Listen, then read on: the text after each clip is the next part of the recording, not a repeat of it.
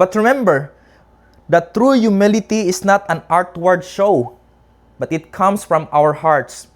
And all worship belongs to God alone, not to angels.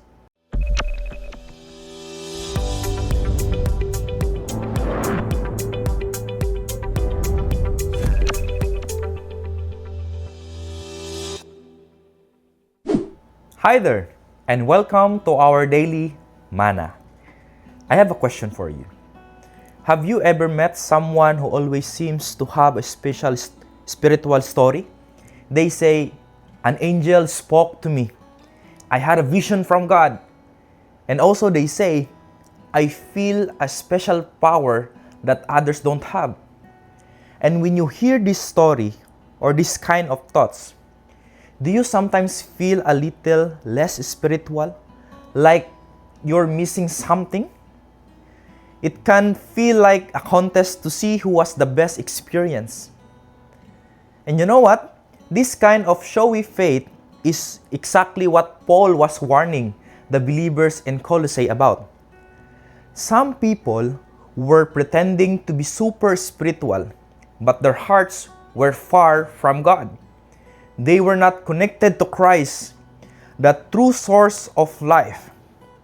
And to understand this better, let's open our Bibles to Colossians chapter 2, verse 18 to 19.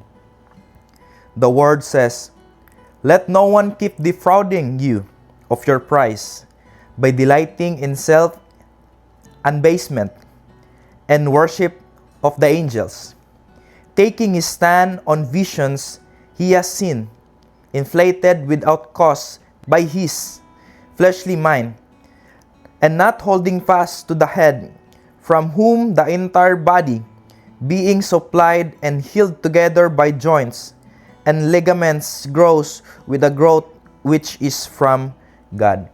And may the good Lord bless the reading of His Word. Paul tells us not to let anyone trick us out of our prize. And the question is, what is our prize? It is the full life and salvation we have in Christ. Take note, it is a salvation we have in Christ. And the false teacher were trying to steal this prize by making people believe they needed more than just Christ. And this deceiver were doing two wrong things. First, they were delighting in self-abasement in the worship of angels. They were putting themselves down and practicing a strict, self-made religion to impress others. And at the same time, they were worshiping angels, perhaps thinking this would give them a higher spiritual status. But remember that true humility is not an outward show, but it comes from our hearts. And all worship belongs to God alone, not to angels. And second, that the deceiver were doing wrong things is that they were taking his stand on visions he has seen, inflated without cause by his fleshly mind. And these people were building their faith on their own special experiences, like vision instead of on the truth of God's word. And as a result, they were inflated, puffed up with pride by their human thinking. They wrongly believed they had a special connection to God that others did not, which is nothing but arrogance. And all of these actions had one big problem. They were not holding fast to the head, and Christ is the head of the church, the body of believers. This means that just as our physical body gets all its life nourishment from the head, the church gets everything it needs from Christ. He is our source. And from Him, the entire body being supplied and held together by the joints and ligaments grows with a growth which is from God. And true spiritual growth comes from God through our constant and close connection to Christ, not from human effort or showy experiences. So, what does this mean for us today? It is easy to impress by people who claim to have special vision or unique gifts. But Paul's warning is clear. The true spiritual growth does not come from vision, angels, or showing off our humility. It comes from a strong connection relationship with Christ. And let's protect our hearts from spiritual pride.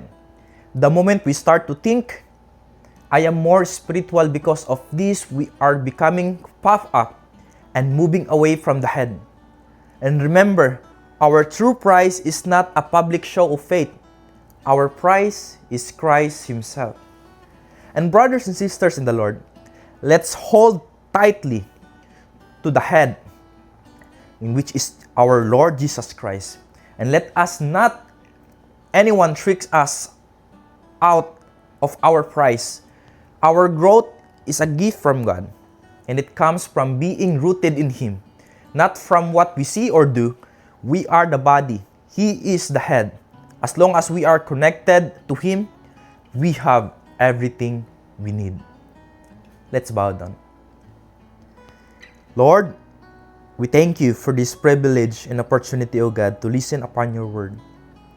The true prize, O God, is that Your life giving to us. You give us salvations, O God. And Lord, thank You for this prize that You've given to us. And Lord, guide us with Your Holy Spirit every day, O God, what everything we do and what everything we are going to share Your love to other people. Lord, guide us with Your Holy Spirit. Lord, thank You for Your word that reminds us today. Lord, bless this person, O God, who watched today. Lord, may Your Holy Spirit empower her or him. Continue, O God, to convict whatever he or she does. We entrust this to You. In Jesus' name we pray. Amen and amen. God bless you.